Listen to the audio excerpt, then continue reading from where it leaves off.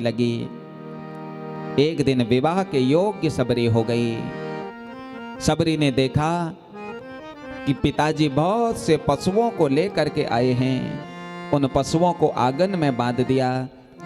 बंधे हुए पशुओं को देख करके सबरी माता अपने माँ से पूछती है, माँ इतने सारे ये पशु क्यों बांधे हैं? कोई बड़े पशु हैं, कोई छोटे पशु हैं, क्यों बांधे हैं माँ? माँ कहती है, बेटा तेरा विवाह होने वाला है और जिस दिन तेरा विवाह होगा इन पशुओं को मार करके इनका मांस उन बारातियों को खिलाया जाएगा। ये सुन करके सबरी बड़ी दुखी हुई। माता इन पशुओं की क्या गलती है जो इन्हें तुम मारोगे? माँ कहती है, ये हमारे कुल की परंपरा है बेटा, हमारे कुल में ऐसा ही होता है। हमारे कुल की जो परंपरा है उसे हमें निर्वाहन करना पड़ेगा। सबरी कहती है, माता ऐसी भी क्या मर्यादा, अपनी खुशी में हम दूसरों को दुख पहुंचाएं। रात भर सबरी अपनी माँ को समझाने लगी, लेकिन जब माँ नहीं मानी, अर्धरात्रि में सबरी ने अपना घर छोड़ दिया, जंगल चली गई और एक घने वृक्ष के ऊपर सबरी बैठ गई। और उसी वन में मतंग ऋषि का आश्रम था महाराज। जब सुबह पता चला कि सबरी घर छोड़ करके चली गई, सबने हर जगह सबरी को ढूंढा, जंगलों में सबरी को ढूंढा, लेकिन जब सबरी कहीं नहीं मिली तो सब वापस आ गए। सबरी जंगल में रहने लगी। दिन भर सबरी पेड़ में बैठी रहती है और जब रात्रि काल का तृतीय पहर विराम होने को होता है, सबरी पेड़ से नीचे उतरती है, स्नान करती है और मतंग ऋषि के उस आश्रम को बड़े सुंदर तरीके से स्वच्छ कर देती है, साफ कर देती है महाराज। जब सुबह शिष्यगण उठते हैं, चारों तरफ सफाई देख करके सोचते हैं, महाराज कौन ऐसा है जो हमारे आश्रम को साफ कर देता है, स्वच्छ कर देता है। एक दिन रात में पहरा दिया, तृतीय पहर प्रारंभ हुआ, सबरी पेड़ से नीचे उतरी, स्नान किया और स्नान करके सबरी ने अपने गुरुजी के उस आश्रम को साफ करना प्रारंभ किया महाराज। शिष्यों ने पकड़ लिया, गुरुदेव के पास ले गए। गुरुदेव यही है देखो जो पेड़ से उतरती है और इस आश्रम को साफ करती है। मतंग ऋषि ने पूछा, देवी कौन हो तुम? तो सबरी ने पूरी कथा सुनाई और उस कथा को सुनकर के मतंग प्रसन्न हो गए, आनंदित हो गए। और मतंग ने कहा, बेटा तुम इसी आश्रम में रहो। और उसी आश्रम में रह करके सबरी मतंग ऋषि की सेवा करने लगी महाराज। सेवा करते करते जब मतंग ऋषि का अंत समय आया तो मतंग ऋषि ने सबरी के कान में राम नाम की दीक्षा दी और कहा, बेटा मैंने जीवन भर इस राम नाम रूपी मंत्र का जप किया, मुझे तो राघव नहीं मिले, लेकिन बच्चे मैं तुझे वचन देता हूँ, तू कहीं मत जाना, एक ना एक दिन मेरे राम तेरे दरवाजे पर जरूर आएंगे, तेरी कुटिया पर जरूर आएंगे महाराज। रामा रामा रटते रटते बीती रे उमरिया, रामा रामा रटते रटते बीती रे उमरिया। रघुकुल नंदन कब आओगे, रघुकुल नंदन कब आओगे, भिलनी की डगरिया। रामा रामा रटते रटते बीती रे उमरिया, रामा रामा रटते रटते।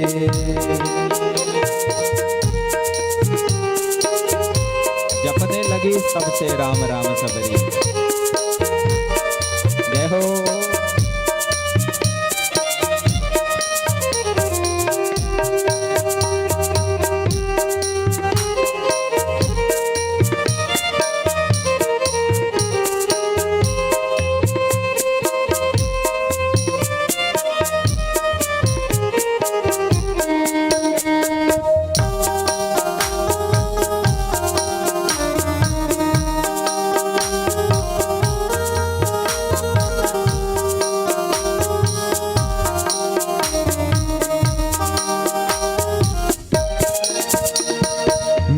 शबरी भिलनी की जाई, भजन भावना जानू रे। मैं शबरी भिलनी के जाई, भजन भावना जानू रे। राम तेरे दर्शन के हित ही, वन में जीवन पालू रे। राम तुम्हारे दर्शन के हित, वन में जीवन पालो रे। चरण कमल से निर्मल कर दो, चरण कमल से निर्मल कर दो। दासी की जो पड़िया, रामा रामा रटते रटते बीती रे उमरिया। रामा रामा रटते रटते बीती रे उमरिया। रामा रामा रटते रटते। जय हो।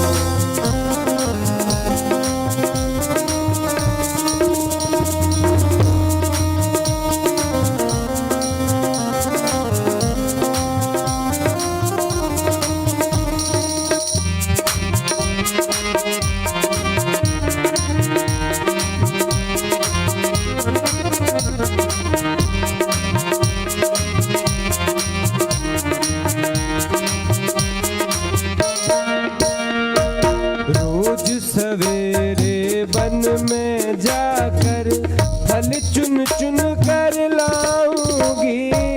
रोज सवेरे वन में जाकर फल चुन चुन कर लाऊंगी।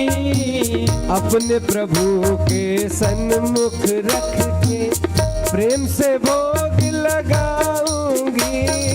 अपने प्रभु के सन्मुख रख कर प्रेम से भोग लगाऊंगी। मीठे मीठे बेरों की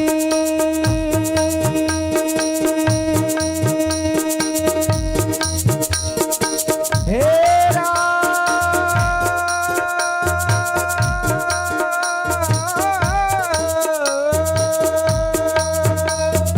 मीठे मीठे बेरों की मैं, मीठे मीठे बेरों की मैं हर लाई छतरिया।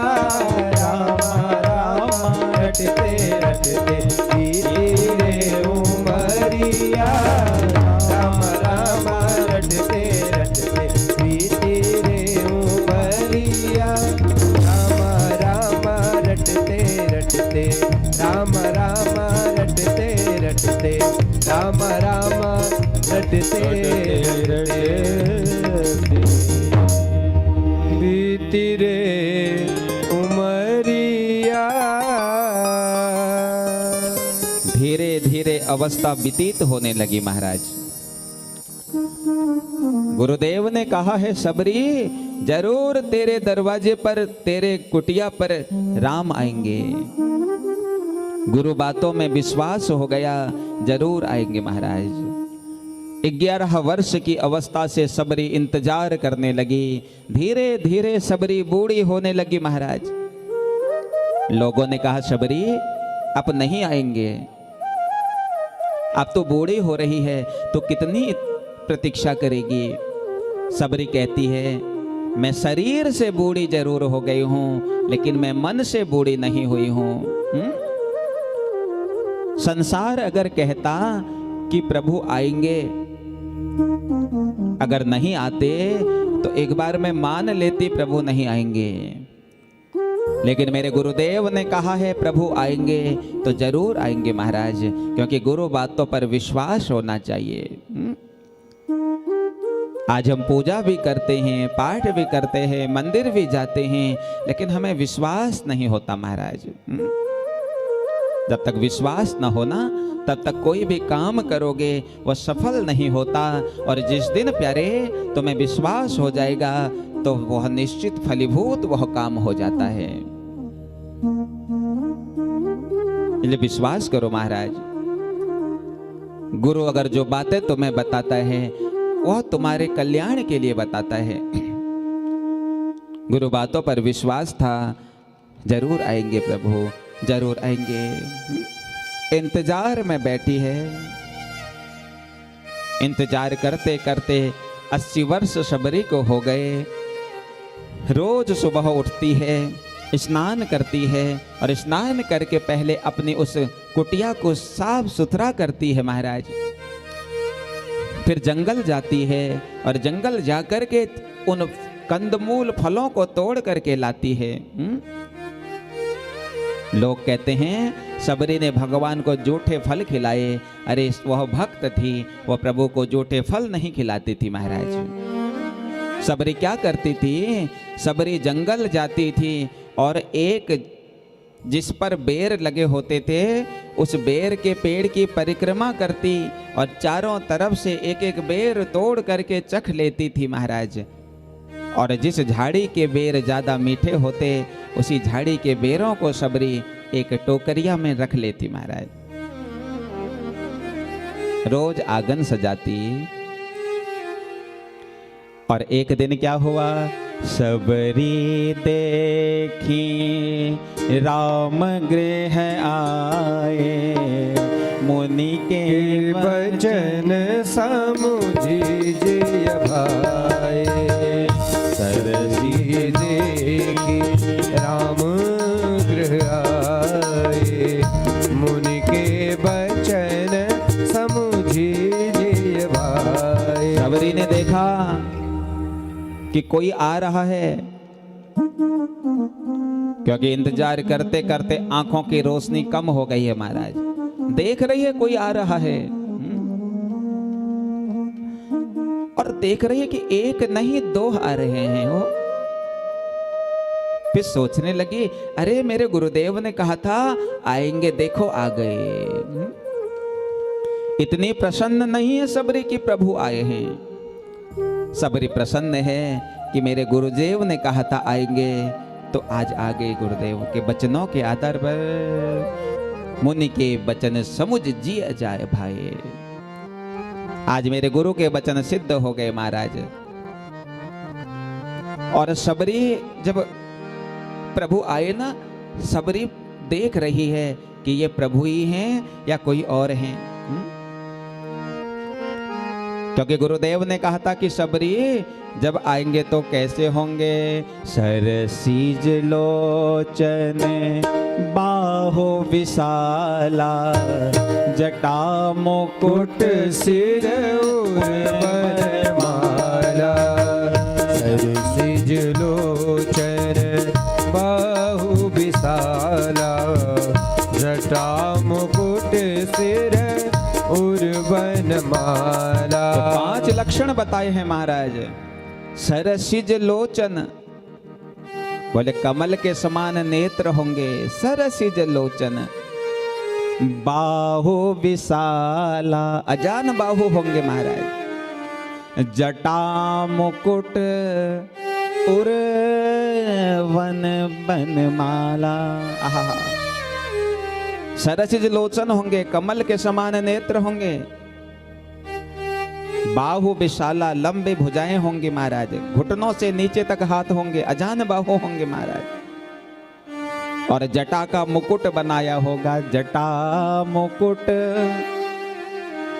और वन माला, और गले में जो होगी ना वो वनमाला पहनी होगी।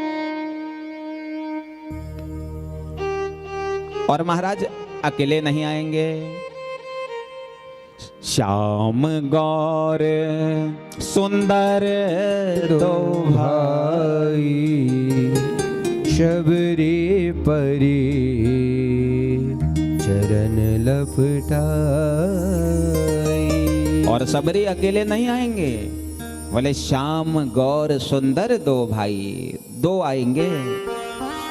एक सांवला होगा और एक गोरा होगा। दोनों भाई होंगे, 2 भाई। शबरी ने पहले खड़ा किया प्रभु को, एक एक पहचान जैसे जैसे गुरुजी ने बताया था वो पहचान प्रभु पर ढूंढ रही है। पहले आंखों में हाथ लगाया, अरे मेरे लोचन बड़ी आंखें हैं, ऐसा कहा था मेरे गुरुजी ने। बड़ी आंखें हैं इनकी, कमल के समान आंखें हैं। हाथों को देखा, थोड़ा हाथ लंबे करिए। प्रभु ने हाथ लंबे करे तो घुटनों से नीचे आ गए। बोले दूसरी पहचान भी हो गई। सर में हाथ लगाया, जटा मुकुट, प्रभु जटा मुकुट पहने हैं। ओहो हो, तीसरी पहचान भी निकल गई महाराज। और गले जब की जो माला देखी तो प्रभु से पूछती है, प्रभु ये मैं गले में जो माला पहनी ये कौन सी माला है? प्रभु ने कहा ये वनमाला है। चौथी पहचान भी हो गई। श्यामल गौर, सांवले भी होंगे गोरे भी होंगे, ये पहचान भी निकल गई। लेकिन सोच रही है कि ये दोनों भाई हैं या नहीं हैं। ये कौन है तुम्हारे? राम जी कहते ये मेरा छोटा भाई लखन है। ओहो हो, तुरंत सबरी परी चरण लिपटाए। प्रभु के चरणों से लिपट गई सबरी। गुरुदेव ने कहा था, सबरी जब प्रभु आएंगे तो पहले प्रभु के पैर धोना। अश्रुधार से सबरी आज प्रभु के पैरों को धोने लगी। गुरुदेव ने कहा था उसके बाद उनको बैठाना, आसन देना उनको। सुंदर सा एक आसन प्रभु को दिया। आसन पर प्रभु बैठ गए। गुरुदेव ने कहा था उसके बाद शबरी उनको कुछ खिलाना। तो तुरंत अंदर से भरी हुई छपरिया लेकर के आती है और प्रभु के आगे रख देती है महाराज। प्रभु के आगे रख देती है और कहती है, प्रभु ग्रहण करिए। प्रभु एक खाते हैं, कहते वाह शबरी बड़ा मीठा फल है। दूसरा खाते हैं, कहते अरे वाह ये तो उससे भी बड़ा मीठा है। तीसरा उठाते हैं, कहते शबरी ये उससे भी मीठा है। प्रशंसा करने लगे महाराज। कोई अगर आपको भाव से भोजन पवाता है, कोई अगर आपको भाव से कोई चीज देता है तो उसकी प्रशंसा कर दो महाराज। लेकिन तब प्रशंसा करो जब उसका भाव हो। क्योंकि भोजन दो अवस्थाओं में अच्छा लगता है।